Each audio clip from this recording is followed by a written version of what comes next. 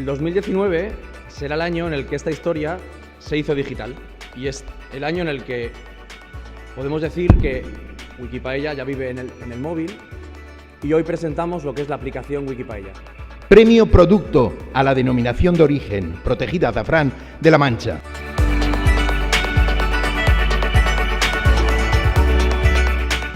Pido por favor la presencia del secretario autonómico de Turismo, Francesc Colomer, por favor, para entregar el premio a la distinción a Isabel Gomis Moratal, subdirectora general de Desarrollo Rural, Calidad Alimentaria i Producció Ecològica.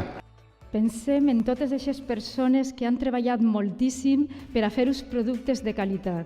Sí que és veritat que tenim una marca d'alçada que és fruit de l'esforç col·lectiu, que el que fa és intentar interpretar el gran moment de la gastronomia valenciana. La sociedad valenciana estará siempre agradecida y en deuda con Salvador Gascón. Solo darles gracias a todos por el reconocimiento y gracias a mi padre por todo lo que nos ha inculcado a la familia, el cariño, la pasión por un producto, por una tierra, por un nombre y por llevarlo fuera y porque es lo mejor del mundo. Muchas gracias.